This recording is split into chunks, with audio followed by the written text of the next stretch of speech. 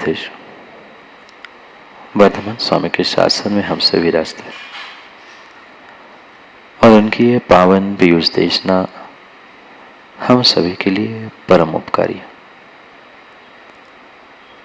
अनादिकाल से हमारी इस आत्मा में जो जन्म, जरा और मृत्यु रूपी रोग लगे, उन रोगों का उपशमन करने वाली कोई परम औषधि है तो वह एकमात्र यह जनवाणी है। भव्यात्मा, शुभ और अशुभ के अनेक ताने बानों से जीवन का यह वस्त्र कब बुना गया और कब नष्ट हुआ, शायद जीव को पता ही नहीं चला। जैसे शरीर पर पहना गया वस्त्र भी तानों बानों से बनता है, ऐसे ही ये मनुष्य पर्याय का जीवन सुख दुख, शुभ अशुभ, पुण्य पाप आदि अनेक तानों बानों से बना हुआ है। और शायद इसीलिए आचार्य भगवंतों ने यह कहा है कि अगर दोनों को प्राप्त करना है, सुख दुख, शुभाशुभ, पुण्य पाप, तो यह एकमात्र मनुष्य गति है। स्वर्गों के बहुत सारे सुखों को, नरकों के बहुत सारे दुखों को एकांत से जीव ने कई बार प्राप्त किया, पर यह मनुष्य पर्याय में, मनुष्य गति में जो सुख दुख प्राप्त हुए, उन सुख दुखों को, शुभ अशुभ को जीव ने समझने का प्रयास ही नहीं किया। एक नहीं, दो नहीं, कई वर्ष, कई दिन और कई जिंदगियां बीत गई, पर जीव इन जिंदगी के ताने बानों को समझ नहीं पाए। दूसरों को ताने देना तो हर इंसान को आने लग गया, पर जिंदगी के इस वस्त्र के तानों बानों को जीव नहीं समझ पा। जहां तक सुख है वहां दुख भी, और जहां दुख है वहां सुख भी। ये सुख, ये दुख जो भी हमने प्राप्त किया है, विश्वास मानना कहीं न कहीं हमारे शुभ अशुभ परिणाम और परिणति से ही मैंने प्राप्त किया। क्योंकि उदय में आया हुआ सुख दुख तो व्यक्ति को दिखता है, पर जो वह कार्य शुभ अशुभ रूप कर रहा है उसे वो देख नहीं पाता।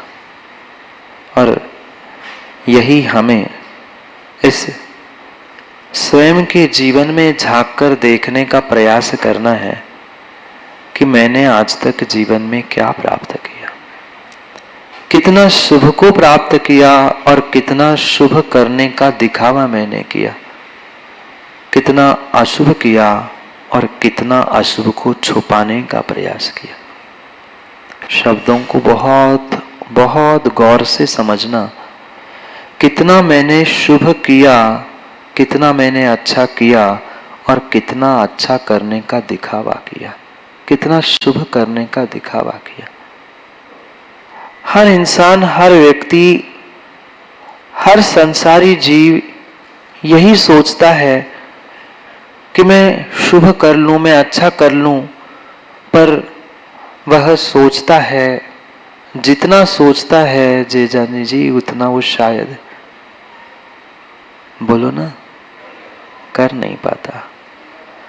सोचता सो शुभ करने की है, पर शुभ करते करते करते करते कहीं न कहीं अशुभ कर बैठता है, और कहीं न कहीं नहीं, अधिकांश अधिकांश अधिकांश शुभ के चक्कर में भी आज जीव अशुभ कर रहा है। माँ, शुभ के चक्कर में अशुभ नहीं हो रहा, पुण्य के चक्कर में पाप नहीं हो रहा। मैं अच्छा करूं, मैं बहुत अच्छा बनूं, मैं बहुत अच्छा बनूं, इस चक्कर में क्या व्यक्ति बुरा नहीं कर रहा? जितना बुरा, जितना पाप, जितना गलत, जितना अशुभ, वह अशुभ ना करूं इसलिए नहीं कर रहा, जबकि मैं शुभ कर लूं, मैं शुभ हूं, मैं अच्छा हूं, ये दिखाने के लिए कर रहा है।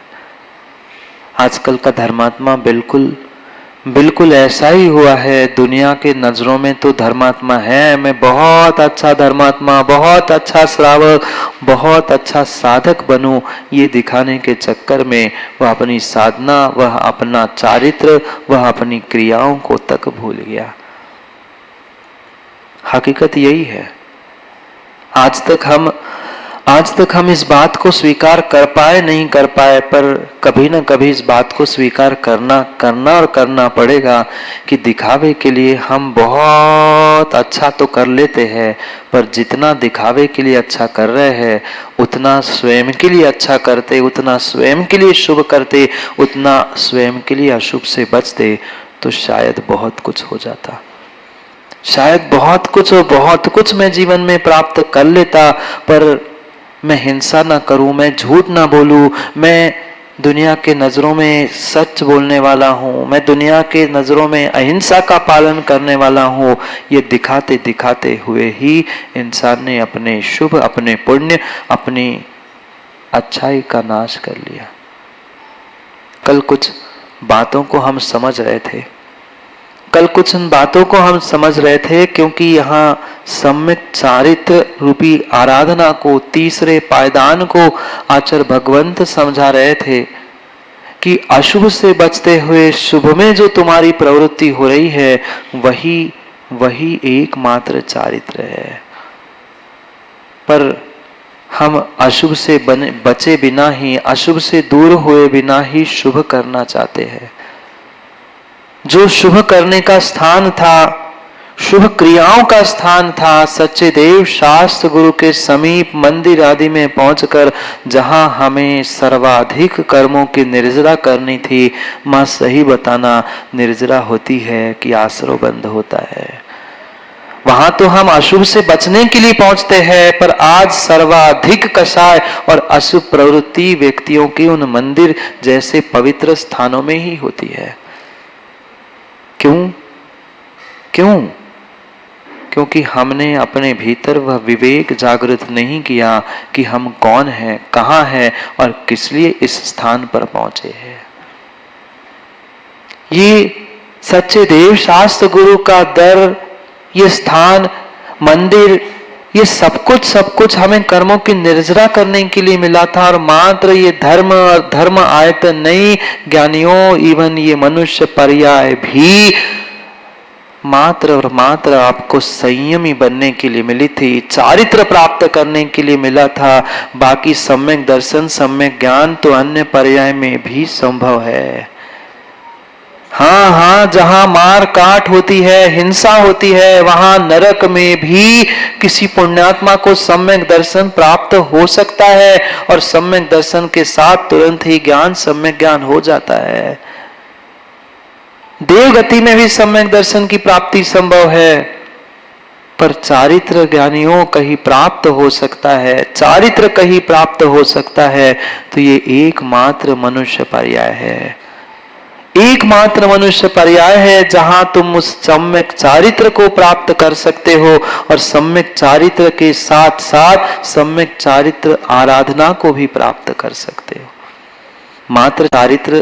मात्र सम्यक चारित्र नहीं कह रहे हैं। तीसरी सीढ़ी जीवन को जीना बनाने की अगर कोई है, इंसान को इंसान बनाने वाली कोई है, तो यह सम्यक चारित्र रूपी आराधना है।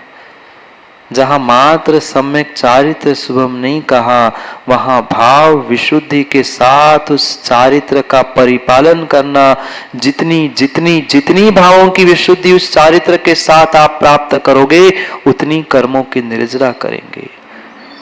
एकांतवादियों ने यही कहा कि ये चारित्र, ये तप, ये जड़ की क्रियाएं, इनसे तो मात्र कर्म का आश्रय होगा, पुण्य का आश्रय होगा।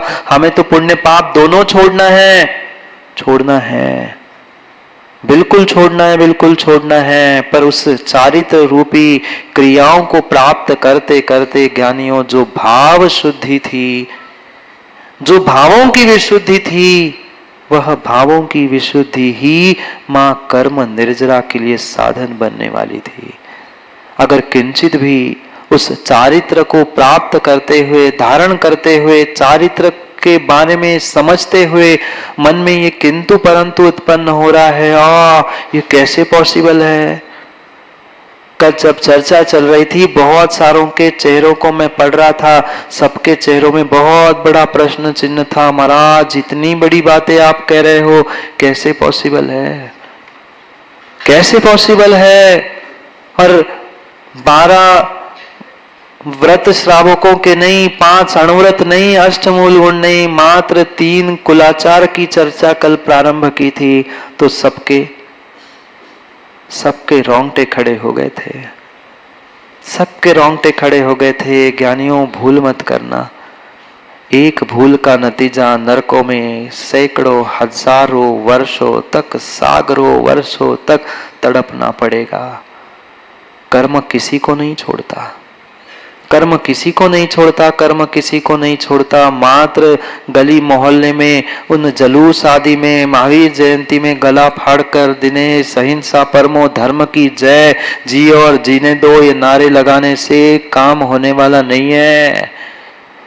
ये तो अनादि से किया है। इस पर्याय में भी बचपन से यही सीखा है। मात्र कुछ त्योहार के दिन आते हैं, उस दिन हम गला फाड़ के नारे लगा लेते हैं, जी और, पर कितना जी रहे और कितना जीने दे रहे हैं, ये भी तो सोचो, ये भी तो सोचो, ये भी तो सोचो।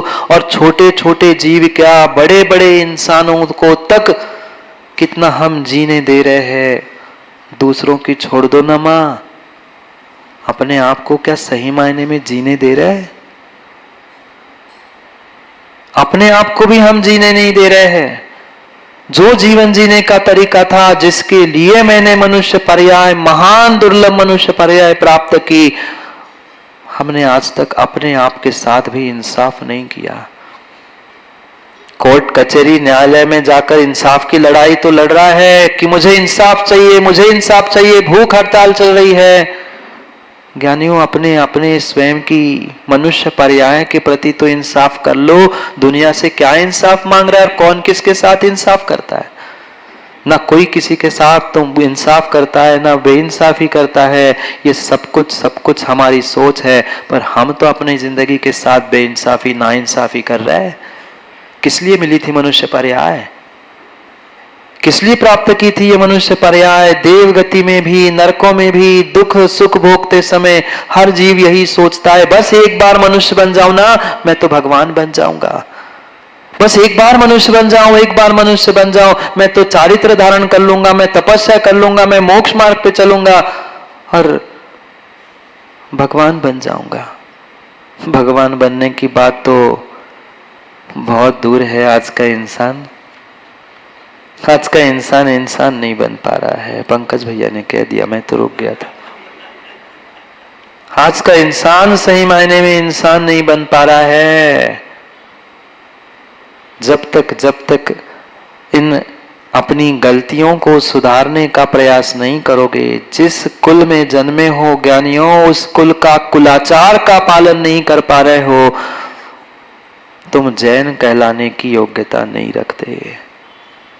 अपनी विषय वासना, अपने भोग और अपनी इच्छाओं की पूर्ति के चक्कर में आज का इंसान, आज का युवा अपने धर्म, अपने माँ बाप की भी इज्जत की धज्जियां उड़ाने के लिए आगे पीछे नहीं देखता।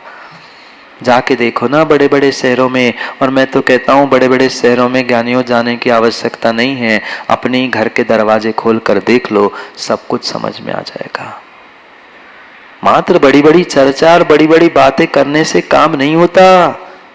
हकीकत समझो, हकीकत समझो। रात्रि भोजन त्याग, पानी छान कर पीना, अभक्ष का त्याग, इतना भी कुलाचार तुम्हारे पास नहीं है, फिर किस बात के हम जैन? अरे चुटकी भर ही चारित्र प्राप्त कर लो। मैं मान रहा हूं 100%, 200% हम उसमें खरे नहीं उतर सकते, पर कम से कम अपनी गलती को मानते हुए मैं प्रयास तो करूं। ये तो विचार, ये तो विश्वास रखो। आज का इंसान यही सोचता है, आज का श्रावक यही सोचता है, वो तो पॉसिबल है ही नहीं है, संभव है ही नहीं है, सो हम तो पूरे जाके कूद जाए। अरे दुकान नहीं चल रही है, सीजन नहीं चल रही है, तो भी दुकान खोल के बैठते हो कि नहीं? क्यों बैठते मुकेश जी? पता है बिल्कुल व्यापार नहीं है, 4 महीने बिल्कुल स्लैक होता है, उतनी ग्राहकी नहीं होती, फिर 4 महीने दुकान बंद करके कोई नहीं बैठता। अरे जितना आएगा 10 रुपए तो आएगा, लाइट बिल तो निकलेगा। कितना ज्ञानी, कितना समझदार है, कुछ नहीं होगा तो लाइट बिल का खर्चा, लेबर का खर्चा तो निकल आएगा, नहीं बचे कुछ। कितना विवेक, कितना विवेक, कितना विवेक मां घर गृहस्थी व्यापार में आपके पास है। पेट भरा भी हो तो भी बच्चों से, घर से, परिवार से, सबसे मां यही कहती, बेटा कुछ तो खा ले, कुछ तो खा ले। वो बार बार कहता है पेट भरा है, भूख नहीं है, इच्छा नहीं है, पर फिर भी मां कहती है कुछ तो खा ले, कुछ तो कर लो। पता है, मुझे भी पता है, काल का प्रभाव है, सहनन का अभाव है, पर हम 200% सही नहीं उतर पा रहे, खरे नहीं उतर पा रहे। अरे 10, 20, 50 कुछ तो करो।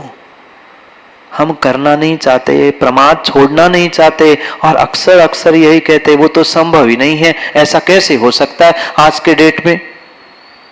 आज के डेट में भी अगर कोई महाव्रती बन सकता है तो श्रावक को तुम अपने 8 मूल गुण और 3 कुलाचार का पालन कर सकते हो। क्या ये इंसान नहीं है?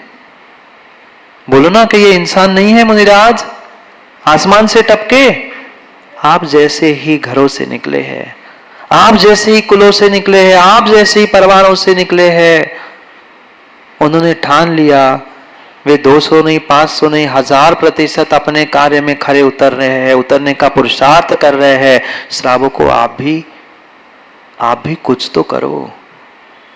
मैं प्रतिदिन कहता हूं, आज पुनः कह रहा हूं, मैं नहीं चाहता कि आप भी मुनिराज बनो, पर कम से कम सही जैन कुल में जन्मे हुए सही श्रावक तो बनो, सच्चे देवशास्त्र गुरु के भक्त तो बनो।